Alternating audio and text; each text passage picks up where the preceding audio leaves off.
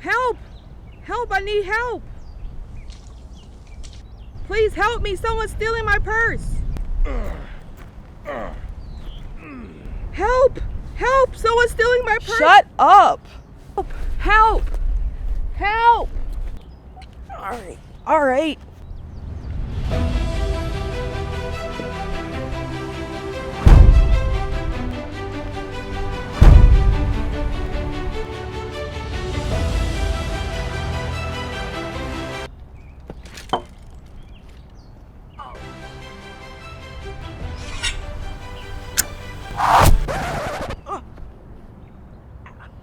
Not me, you idiot! Sorry! Thank you to Juice/Jeffrey. Met him at the convention. Super cool dude. Thank you so much for helping me out for that skit. Appreciate you, brother. Welcome back to FICA Vision News. Today's report is Supergirl. Let's see what the weather looks like today. Alicia? It is very hot out here. Alicia, I'm not going to lie to you. I would say it's one of the hottest seasons of the year right now, and it could be borderline for roasting season. Back to you. Thank you so much. We are in roasting season, roasting weather. We are in roasting weather. Thank you so much for that remark. Today we are reviewing Supergirl, Woman of Tomorrow. I want y'all to know a little something about me. I have beef with the DC universe. I don't like them. I don't like their movies. This is nowhere near a roast on the people who acted in this film, but just to the DC universe, because y'all are problematic. Your movies make no sense. You got 50 different characters that are supposed to be one superhero, but there's a universe of 40 different kinds. We don't know whose is which. 2 Supermans, 15 Supergirl shows and movies. I don't know what to do. I don't know what to think. So I just care not for the universe because they just don't take their characters as seriously and just keep throwing out bomb films. A couple are cool, real small amount. And the sad part is y'all got a good universe. Y'all have a very dark psychological universe, literally DC, dark comics. And I'm all about the psychological, how people think and how it can drive them to do crazy things. Joker, Penguin, those people are my peeps, man. I get it. I'm not them, but I like the concept. Even with Batman fighting to be a vigilante, but the way y'all go about it. The only nice thing I can say is I still got to keep it friendly. I still got to keep it Christian, you know, being kind words balm the soul, you know what I mean? The only thing I can say is that your animated series, your TV show animated cartoons, they are with me, but these real versions, trash. So I'm gonna do a roast because I went to this theater with my mother, saw it full-fledged, paid for it, and the dollars that I've paid for, $12. Personally, to me, I don't like to spend money where I am losing my return on investment. So I'm losing that. So the best thing I could give you is a roast. So after the stats, get ready. And this will be a spoilers because why would I ask you to go to a movie to see this? Supergirl, Woman of Tomorrow. Box office, 38 million domestic, 68 million worldwide. The budget was $170 to $175 million, mainly towards the Superdog. The Superdog Crypto, which why in the world? So you live on Krypton and your weakness is kryptonite and you name your dog Crypto. So the budget went towards the dog, I bet you. Rotten Tomatoes is 56%. IMDb is 6.2 out of 10. Letterboxd is 3.1 out of 5. But hey, I'll give you another one. You did better than Trap. That was a trap to watch. Wow. The production companies a part of this is, of course, the DC Studios, Safran Company, Troll Court. Distribution, of course, is Warner's Bros. Writers of this film was Anna Nugoria, Tom King, and James Gunn. Come on, James! And then the director was Craig Gillespie.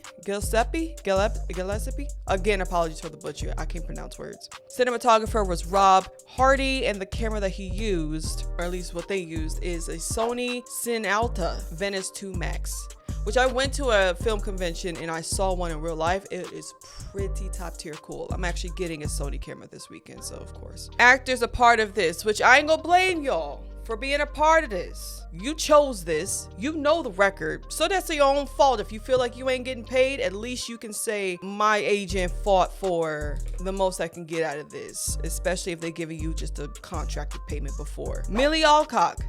I think Alcock, Jason Momoa, Eve Ridley, Matthias Schnaronarts, surprise guest being Superman himself. Well, this version of the Superman. David Cornsweet, who has the most deepest dimples I've ever seen.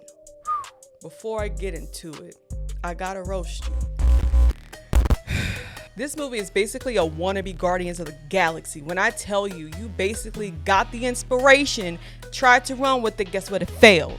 Sad part is James Gunn wrote that too, and with this one, I feel like he just wanted to make y'all flop to remind you can never be us even if you tried. So I don't know what intention he did, but apparently he was a part of this. I don't know what you wrote, but James Gunn wasn't part of it except for maybe some funny parts, and I wasn't laughing. The villain made no sense up in here. His name is Krem. But low-key, I'm more scared of bees than Krem.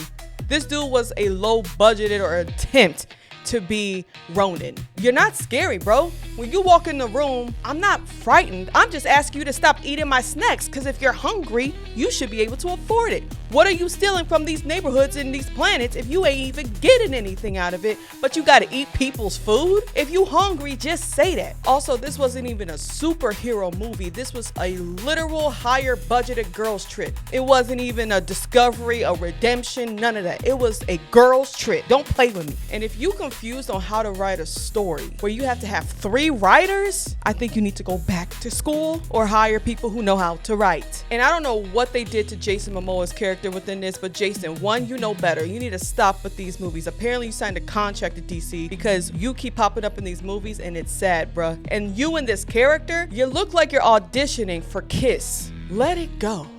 And you're supposed to be scary for a dude that's supposed to be destroying planets? That's as funny as your character in Minecraft. I literally fell asleep in the middle of the movie, and I woke up later. I still knew exactly what happened, and nothing was affected. This movie was so predictable. I could already tell you what they did, and I probably thought of it better. Nothing really kept me on my toes. Nothing really made me feel for any of these characters. I had took a class, an engineering class in high school. That kept me on my toes as far as me failing than this movie. And guess what? I still failed that class, and I still would have retaken it versus watch this movie again. And to be quite honest with you, this character Ruth, that's supposed to be the main character to inspire Supergirl to get back to her Supergirl roots, she basically wanted to be so useful. At this point, just go back to Jackie Chan and Karate Kid. He's still looking for people to make useful. Go get some brooms and some dustpans and some mops and start learning some skills, because apparently you ain't useful in this movie. They added you. For what reason? I don't know. No disrespect to the actress, just the character. And the scariest thing I can even say about this movie was the 2-headed rats that looked like they came from New York. I told my mom that. No one argued with me.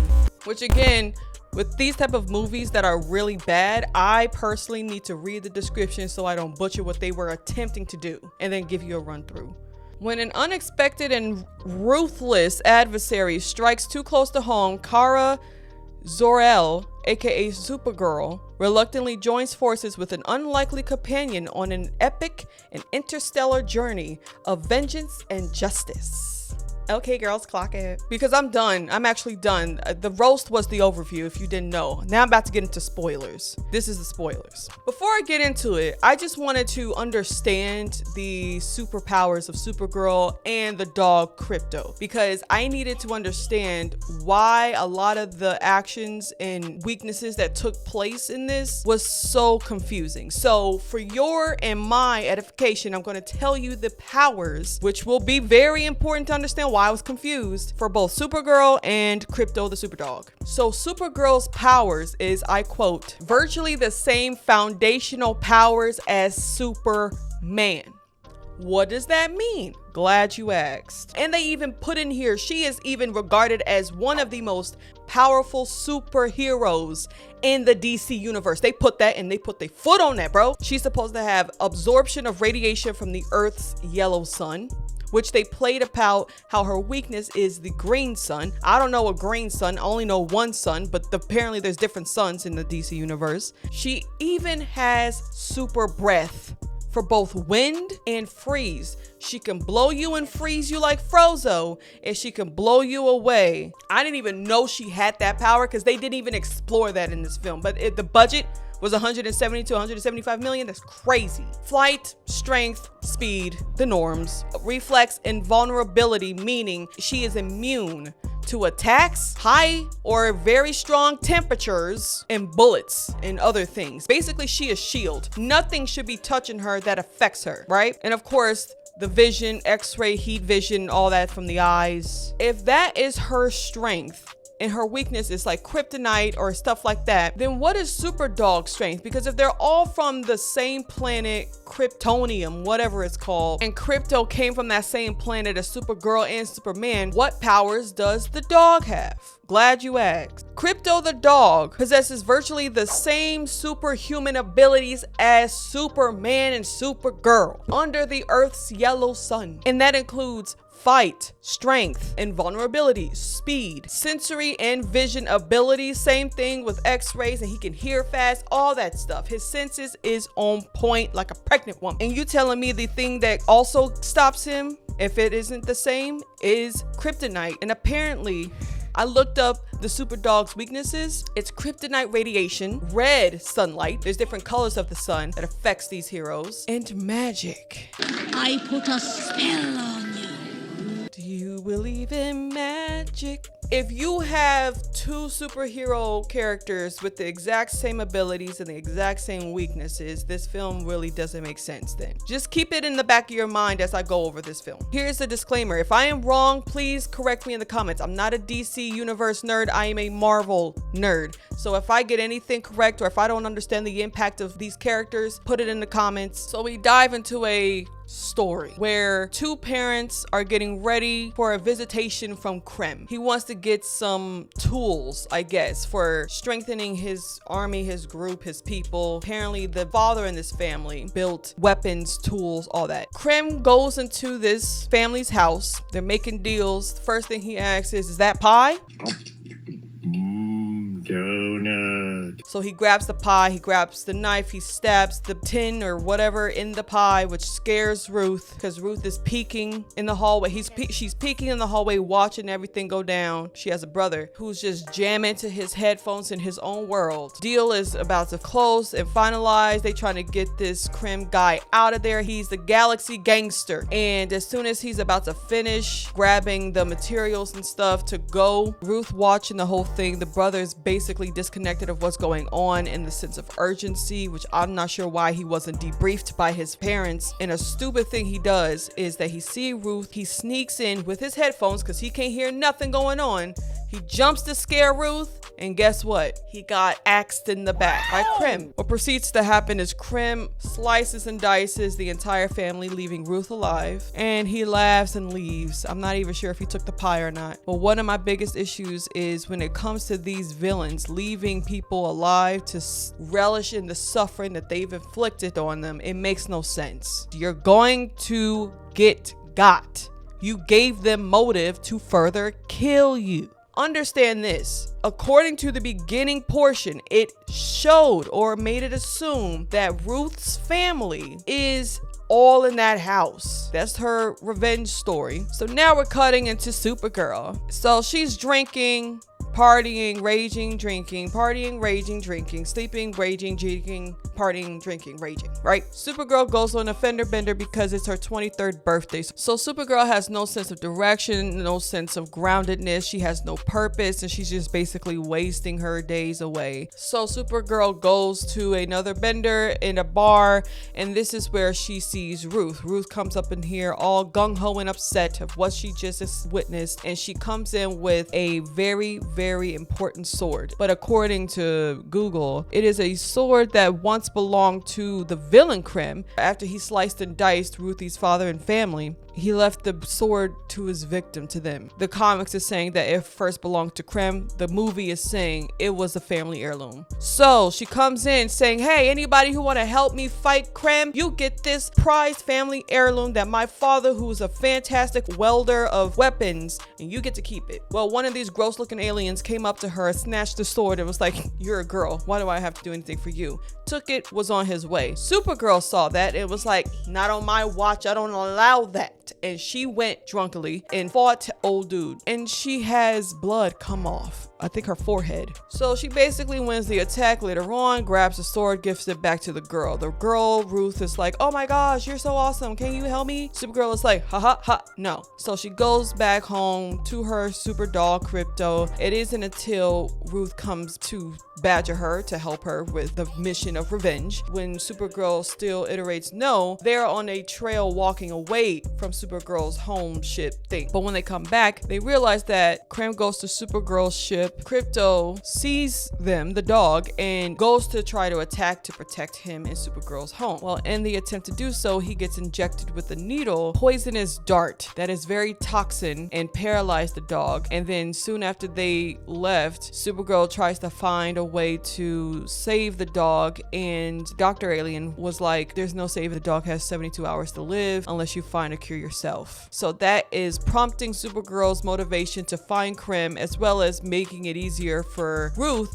to go find Krem and fight him. Supergirl and Ruth go to different places to find where Krem is, and in one of the bars, this is where they meet Jason Momoa's character, Lobo. And apparently Lobo is a very scary, dangerous alien that killed his entire planet. Ruth is not taking any chances in being scared about this guy. She's trying to find Krem. She goes up to him, asks, do he have any whereabouts of knowing where Krem is? Then dude gets aggressive, and then Supergirl pulls a, I'm just like a dumb, like cute girl and just trying to find where this place is. Like, this is so like crazy to me, you know? Yeah, she pulls that stunt, and it worked in a way where Lobo wasn't trying to annihilate Ruth for asking a question. They continue to get closer and trying to find where Krem is, and then there's some points where Ruth and Supergirl start to know each other. Supergirl was asked the difference between her and Superman by Ruth. She says something on the lines of, Superman just has a positive outlook. He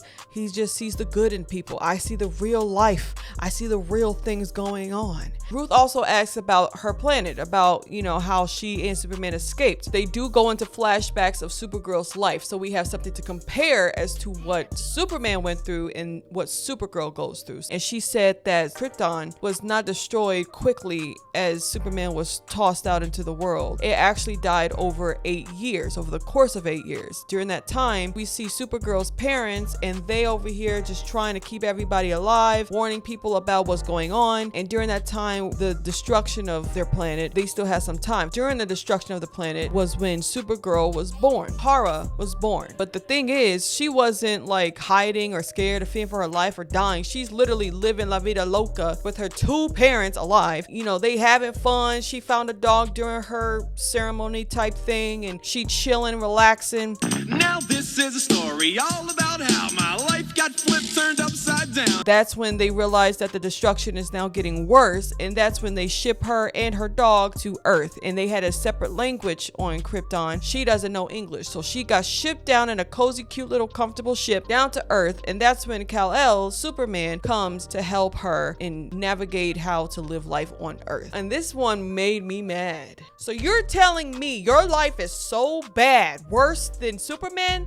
And this is me based on information I got from movies like Man of Steel, which is my top favorite Superman movie, how it's supposed to be dark comics. Based on what I know, Superman got chucked into a ship as a baby from a dying planet into the Earth. Then he got chucked into Kansas. 2 people, 2 farmers who didn't even know aliens exist, adopted this boy. Then he had to be subjected to bullying in school. Bullying sucks. I've been bullied by both girls and guys. Let me tell you, it ain't easy for the self-esteem. So this man got brutally bullied on a planet that's not his own, in a world he does not know, having to deal as an infant from living on one planet with one way of breathing in a respiratory way to another planet to breathe differently as an infant. On top of that, getting bullied. On top of that, he got superpowers. It's worse than puberty, apparently, because this man has such strong, capable, powerful abilities he cannot use because his parents tried to train and teach him how to suppress that even in the face of adversity, anger, and this is when his emotions are strong, so he could annihilate an entire group of people, kids, all of that. But his parents had to hold him down to say don't do that while still being bullied. He had to get beat down when he could have. On top of that, as he grew up, he had to literally fight for a planet that don't like him, don't know anything about him or his powers, and he's saving them. And his first battle, again from Man of Steel, was to fight his own people who tried to take over Earth, who was raising him. To fight your own people, bro, and your people are gone. And then he's dating a woman she didn't even know he was truly Superman. He had to hide that to preserve his identity and protect her, because people know if you are a true superhero and you out being somebody else's girl and are associated with you, immediate weakness while working a 9-to-5 at a newspaper company on that salary while having powers. Dr. Dead died. The planet who he's protecting don't even like him at times, and then on top of that, he gotta wear spandex. I equate this to She-Hulk. Let me just say, I'm not against women. I am one. I'm not against this. I'm not against the message of women and feminism and going through tough trials. But let me say, we're not going to compare pain and weaknesses here, okay? So in different segments, they do go over her life and how she meets him and all these different ways of how she's becoming Supergirl herself, but not really. It's very quick pieces, but it also is like random, and it just kind of doesn't give me any emotional value to this. You know, Supergirl is losing motivation. She's losing time because, again, her dog has only 3 days to live. It's been some time. Apparently, she can't freeze to death or die in space. So if the sun is turned away, she freezes and dies. So she goes to space with the sun turned away, and in her pain, she screams out of frustration that comes back down on the planet. That apparently was some motivation, and she goes to find one of the goons, and the goons take her to where she assumes is Krem's planet. It was in fact Krem's planet, but it was also a place where it's the green sun there, and that is one of her weaknesses. So she's dying on this planet, and Ruth kind of sneaked away into the transportation where they took Supergirl to go to the planet, and so now she's trying to help her friend. She goes into getting her water. One of the goons finds Ruth, kidnaps her, and takes her to, I guess, a prison where Krem keeps people, and that is also where Lobo, Jason Momoa's character, is. And this man has been snacking on people's snacks along the way. He even snacked on some prisoner's bowl of maggots. So there's only one part in this film that I actually was like, oh, low-key, y'all could have went crazy with this particular scene right here. When Ruth is captured and is in jail or prison with Lobo, they try to make her tell her where Supergirl is. She doesn't, and she's defiant. But then she realizes there's no other way out of here except the opportunity to try to tell them where Supergirl is. And I genuinely thought she was like, all right, I'm a kid, I don't know what I'm doing, I'm just gonna tell Krem where she is. And then she tells the guards, come, I'm gonna tell you where she is. And so one of the guards goes in, unlocks the prison door cell, and Ruth, for the first time in this actual movie, showed some mad ninja skills, and it never happened again. Meaning she grabbed the guard, doing a whole Black Widow condo move on him, ends up getting him sliced and diced, grabbed the keys, and she's now out. And then she opens the door for Lobo. Lobo gets out, and then when he tries to turn to tell her, you know, let's get out of here, she disappears in a vent in the ship. That was the only scene I can give you respect, because why, one, did you not use those opportunities to promote her being a skilled girl? So Supergirl is now having her last flashback where Superman is trying to give her some confidence and inspiration that still being good even when it's hard, and that is when the sun went from green to yellow and she's back in her powers. So basically she just needed to take a nap. Ruth is trying to get off the ship that Krem is on. The goons and everybody finds her, and Krem is there, so basically threatened to kill her. So then Lobo comes and starts fighting off the goons and everything, and she's just trying to run away and get away, right? But before she almost gets caught again, that's where Supergirl is like, here I am, back and ready, better than ever. And then she goes crazy with her powers. My issue is, right, so we still have this conundrum of Crypto the dog having 3 days left to live because of a scary dart that Krem shot at it. So apparently Krim shot 4 dots at Supergirl. Supergirl didn't blink. Not only did she not blink, she barely looked like she was hurt. And when she went into the sun, once she tanned, she was back to normal. So the fact is, if you have the exact same powers as Superman and the dog has the exact same powers as Superman, are you serious? It's because that's why. Alright, so they start to fight. Ruth does nothing. Again, that was the only time they showed her capabilities of actually fighting. But outside of that, she's just trying to run away. And then the moments where she could be sliced and diced, Supergirl saves the day. She starts going through these goons like it's a bowling alley, and she's throwing them down like pins. Krim is now left weak and defenseless, and this is where Ruth wants to take her revenge. So she goes towards Krim, and he's like, do it, you know, I don't care, do it. But Supergirl is basically trying to coax her not to, because she's young, she's little, she doesn't understand what death is going to do to her, especially when she takes a life, even though she saw her entire family died, assumably. And so she basically gives her a cute little pep talk the girls give to each other after they've broken up with their boyfriend, saying, your life lived is the revenge, girl. And so Ruth was like, you are right, and she runs away happy. And then Supergirl takes out Krim for her dog and for the girl's family. Oh, you hypocrite. So after all of this, the raging rock star Jason Momoa is just basically free and alive and doing whatever he wants. He just leaves the scene. I don't know what happened to him. But then Supergirl and Ruth backs to the ship where Crypto is. They have some serum that I never knew existed within this film. I don't know if it was the part where I was asleep. I don't know. Which a villain has on his ship. Supergirl has it. She gives it to Crypto. Crypto is Crypto. You know how I said, assumably, Ruth's family all got sniped by Krim? Apparently she has an aunt. Supergirl's like, you're good, right? So you're good? You got your revenge and everything. Are you cool? She was like, yeah, I'm just gonna live with my aunt. So her family is not all deceased. And the funny part is, she could have went to her aunt, who never was introduced into this film. She just said it, and then she was like, okay, well, by the way, I haven't finished celebrating my birthday.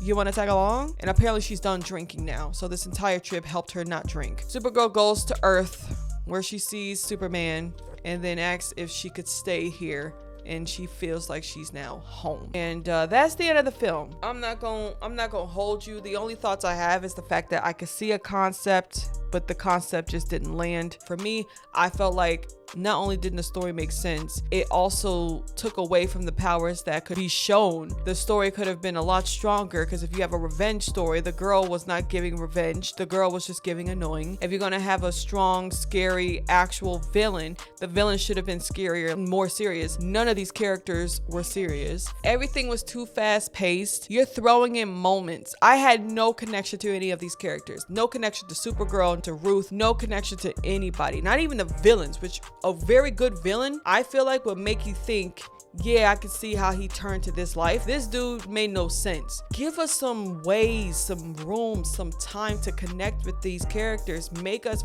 feel their reason or motive for doing stuff. I just think that they really need to understand how to make a superhero movie. Whether you need to get that from inspiration or brand new minds, or just go with the comics, I don't know. But it has to stop. I give this 1.5 out of 5 stars. Jason Momoa is a good actor. You are a great actor, sir. Get away from these clowns. And the actress Millie, fantastic too. Again, I can't really blame good actors for what they do, because you're only given a script. Thank you so much for watching. Also, y'all are addicting.